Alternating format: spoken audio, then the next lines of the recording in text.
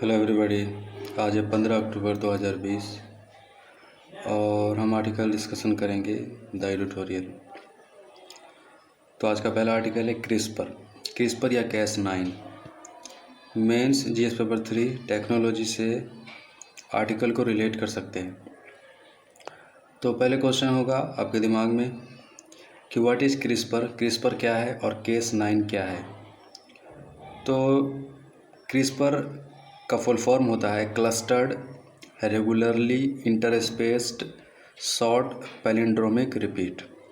ठीक है, तो ये क्या है, एक डीएनए का एक पीस होता है।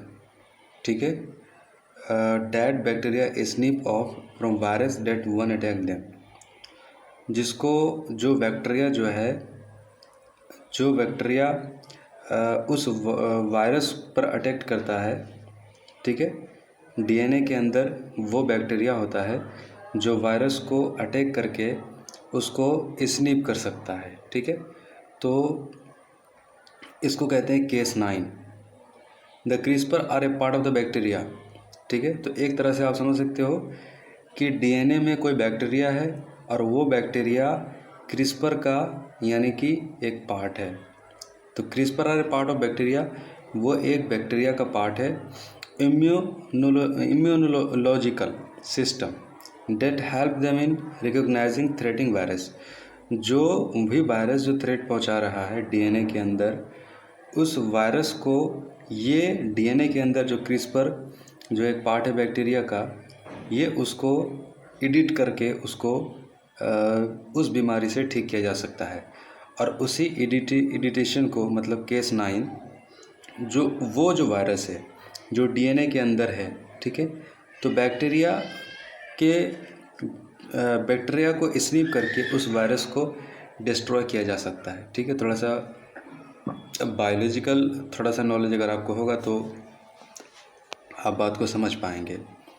तो इसका इम्पोर्टेंट क्या है, क्रिस्पर का इम्पोर्टेंट ये है कि allow us for adding, altering and deleting the genomic code in the living beings.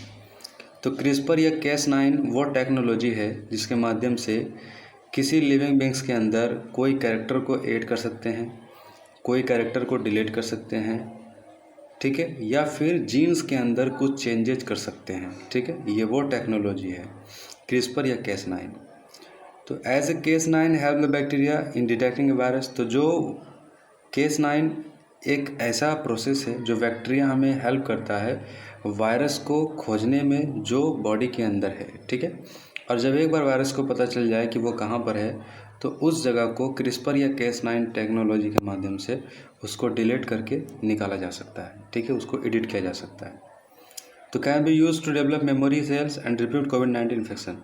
तो इसको कोविड-19 इन्फेक्शन को भी रोकने में या फिर उसको एडिट करने में जो है इस्तेमाल किया जा सकता है।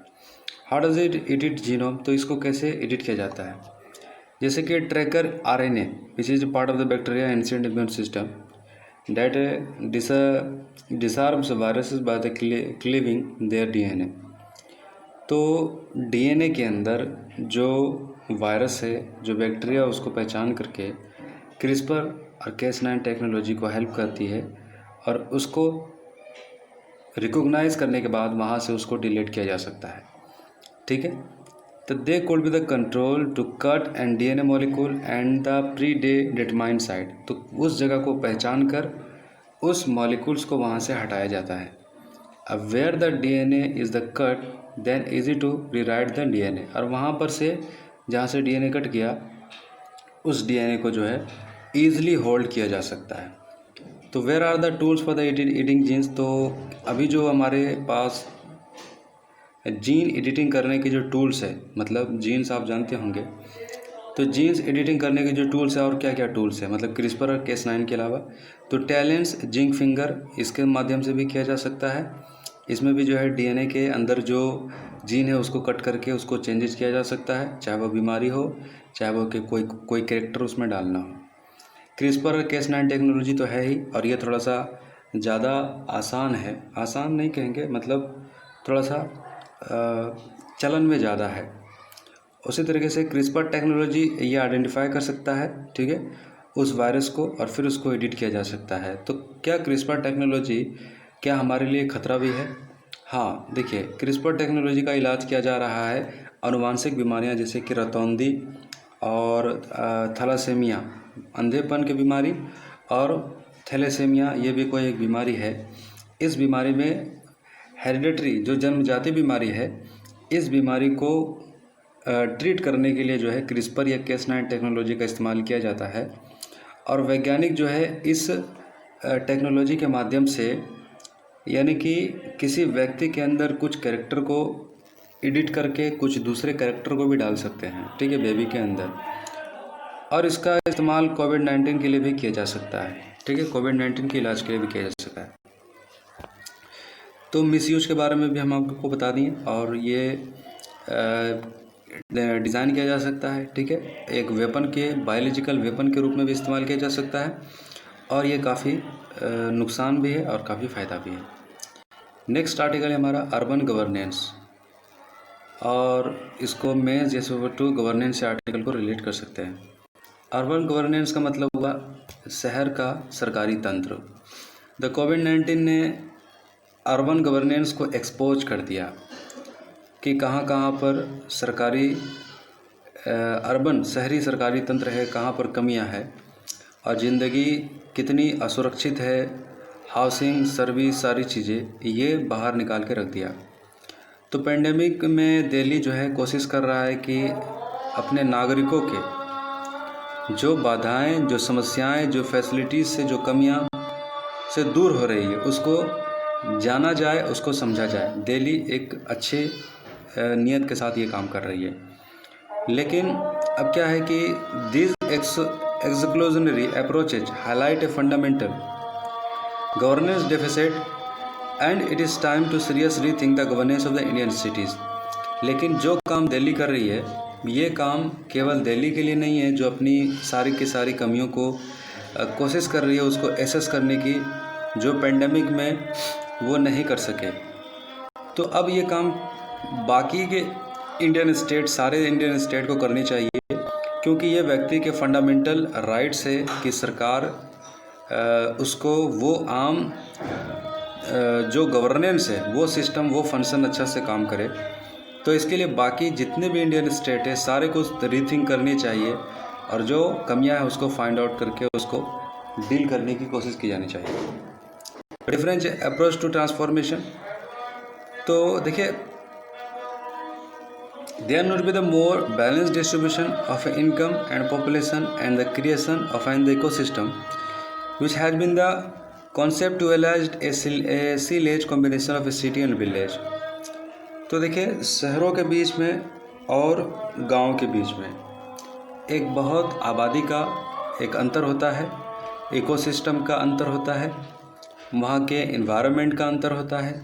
लेकिन स्कॉलर का मानना है कि पेंडेमिक में ज़्यादा आबादी और पॉल्यूशन और ये सारे की एक जो चेन जो अर्बन एरिया में जो बनता है, और एक चेन जो लोकल ग्रामीण एरिया में बनता है, रूरल एरिया में बनता है, तो दोनों चेन में क्या है कि ज़्यादा प्रभावित हमारा जो है अर्बन एरिया होता है और कम प्रभावित जो है रूरल एरिया होता है। तो देखिए, इसी के साथ अब सवाल ये भी है कि इकोनॉमिक ग्रोथ भी हमारे देश की थोड़ी लो है, और पॉवर्टी की अगर बात करें तो ज़्यादा जो है पॉवर्टी भी जो है अर्बन इलाके में ही होता है, और चीज़ें जो है सस्टेनेबल नहीं चलती, और रिजिलिएंट, इंक्लूसिव एंड प्रोडक्टिव।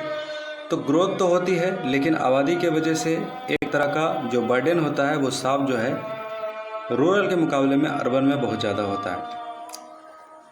अब यहाँ पर हम बात करेंगे कि सरकार को क्या करना चाहिए। देखिए, अब सरकार को ये करना चाहिए कि जो गलती अर्बन ने पहले की वो गलती अब रूरल ना करे, क्योंकि आज जो रूरल है वो कल अर्बन बनने जा रहे हैं, क्योंकि अर्बन के तरह अब इनकी भी आबादी बहुत तेज़ी से बढ़ रही है। तो अर्बन गवर्नेंस के अंदर जो कमियां अभी निकल करके सामने आई है, तो ये कमियां रूरल गवर्नेंस सिस्टम में भी आगे जो अर्बन बन जाएगा उसमें भी ये कमियां ना हो, इसके लिए शहरों को वेल तरीके से शहरीकरण की जानी चाहिए, और उसके अंदर जो कमियां हैं जो अभी अर्बन है उससे सीख लेनी चाहिए। National industrial policy provide location of large scale and polluting unit and the around the millions plus cities and promote decentralized industrial development. और जो कारखाने और उद्योग जो शहरों को ख़ास तौर से पॉल्यूशन करते हैं, तो इसके लिए एक अच्छा प्रोग्राम होनी चाहिए और ऐसे जगह पर होनी चाहिए जो आबादी तंत्र से, इकोसिस्टम से दूर हो। तो because of this spatially disperse the urbanization pattern has already started emerging in India. तो हम देख सकते हैं कि अब ये चीज़ शुरू हो चुका है भारत में। अब आबादी तेज़ी से बढ़ रही है। अब जो रूरल है वो कल होके अर्बन बनने वाला है, तो इसके लिए बहुत ज़रूरी है। The number of million plus cities are increasing from the 1971 to 53 2001 indicate that the urban population growth is not concentrated few metros. तो जो शहरें 1971 से लेकर के 2011 तक की बात करें, 53 जो पहले रूरल थी अब अर्बन बन चुकी है। लगातार रूरल अब अर्बन बनती जा रही है और जो कमियां है मेट्रो सिटी की और बाकी बड़े शहरों की, तो देखिए इसके लिए तकरीबन मेट्रोपॉलिटन प्लानिंग कमेटी बैठाया जाता है। तो 74वां इसमें जो है संशोधन किया गया मेट्रोपॉलिटन प्लानिंग कमेटी के अंदर। Only a few state have implemented MPC. तो जो इसका प्लानिंग है बहुत ही कम शहर है, बहुत कम स्टेट है जो जिसको लागू करते हैं। मेट्रोपॉलिटन प्लानिंग कमेटी के एडवाइसेस को बहुत कम ध्यान दिया जाता है, जिसके वजह से एमपीसी जो है इसके अपने कर्तव्यों से फेल हो जाता है। बहुत इंपॉर्टेंट है किसी भी काम के लिए, किसी भी चीज़ के लिए योजना बनाना, क्योंकि योजना ही आपको रास्ता दिखाता है और आपको सही मार्ग पर अपने संसाधनों को उपयोग करने का जो है करने के लिए अग्रसर करता है। तो बहुत इंपॉर्टेंट है metropolitan federation of the local government, इसके लिए भी क्रिएट की जानी चाहिए और आने वाले वक्त में जो रूरल अभी अर्बन बनने वाले हैं उसके लिए प्लानिंग वो चीज़ों को सामने रखते हुए करनी चाहिए जो अभी के अर्बन सिटी में जो कमियां है। नेक्स्ट आर्टिकल हमारा सीनो इंडियन रिलेशन। चाइना का और भारत का रिलेशन की अगर बात करें तो अभी करंट सिचुएशन क्या है, लद्दाख में दोनों साइड से स्टैंड ऑफ आर्मी है, चाइना की साइड से भी और हमारी साइड से भी। चाइना चाहता है कि हाइब्रिड हमारे मिलिट्री के ऊपर जो है प्रेशर अपहोल्ड करे और चाहता है वह कि हमको गलती करे डिप्लोमेटिक तौर पर। और चाइना से एक साइबर वारफेयर का भी जो है एक खतरा हमारे ऊपर बना हुआ है और एक तरह का प्रेशर चाइना हमारे ऊपर बना करके रखा हुआ है। तो चाइना का मकसद क्या है? चाइना का मकसद जो है स्ट्रेटजिकली जो है बेहतर कंडीशन में रहना चाहता है और स्ट्रेटजिकली वो रीजनली इस क्षेत्र का जो है दादा बनना चाहता है। तो अब देखिए भारत का रिस्पॉन्स क्या रहा। भारत ने अपने बॉर्डर को स्टेबल रखा, इकोनॉमिक कोऑपरेशन ट्रेड जो है थोड़ा सा कम किया और केयरफुली डिप्लोमेटिक पाथ को अपनाया है भारत ने। और बहुत सारे ऐसे इशू है जो सेंसिटिव इशू है, जैसे तिब्बत का जो कि चाइना को बहुत गुस्सा दिलाता है, ताइवान का, यूगर मुस्लिम का। तो इन सब इश्यूज़ को भारत हमेशा जो है रेज करने से बचता रहा है ताकि चाइना के साथ हमारे रिश्ते बेहतर हो, लेकिन चाइना जो है रिश्ते बेहतर बनाने के लिए तैयारी नहीं है। अब देखिए ऐसे में चाइना का जो लगातार प्रेशर हमारे ऊपर बन रहा है, तो हमारे ऊपर ये प्रेशर इसके लिए हमें पूरी तरीके से तैयार रहना चाहिए, मिलिट्री रिस्पांस के लिए भी, साइबर वारफेयर के लिए भी और हर तरह के सिचुएशन से निपटने के लिए हमें तैयार रहना चाहिए। क्योंकि 2 फ्रंट वार जो है हो सकती है, कोई बड़ी बात नहीं है। 1962 में हमारा लड़ाई चाइना से ऑलरेडी हो चुका है और अभी जो सिचुएशन बनी है, चाइना की आदत है वो खामोश रहता है और अचानक से हमारे ऊपर जो है हमला कर सकता है। तो इसके लिए 2 फ्रंट वार के लिए हमेशा भारत को तैयार रहनी चाहिए। और दूसरा थ्रेट हमारा पाकिस्तान भी है, उसके लिए भी ये तैयारी हमारे साइड से होनी चाहिए।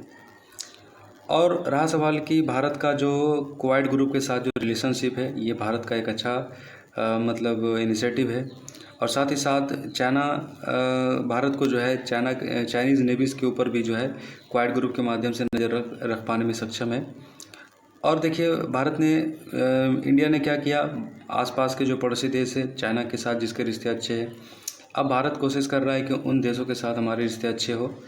और इसी के साथ साइबर कोऑपरेशन के लिए भारत को जापान, साउथ कोरिया और ताइवान के साथ रिश्ते बढ़ाने चाहिए ताकि चाइनीज़ साइबर कैपेबिलिटी के मुकाबले में हमारी भी साइबर कैपेबिलिटी अच्छा हो जाए। उसी तरीके से हमारा जो है 2+2 डायलॉग अभी चल रहा है क्वाड ग्रुप फॉरेन मिनिस्टर के बीच में। तो एक कॉपरेशन है हमारा जो सही डायरेक्शन में जा रहा है। इसी के साथ इंडियन मीडिया को भी फोकस करनी चाहिए आत्मनिर्भर भारत का जो आइडिया है, और चाइना के इंफॉर्मेशन वारफेयर को जो है ट्रेस करने की कोशिश की जानी चाहिए। ठीक है, तो ये था हमारा आज का आर्टिकल्स। तो बताइए आपको ये आर्टिकल कैसा लगा। ठीक है, तो फॉलो कीजिए, लाइक कीजिए, अगर अच्छा लगा तो शेयर कीजिए, अगर लाइक करनी है तो। Thank you.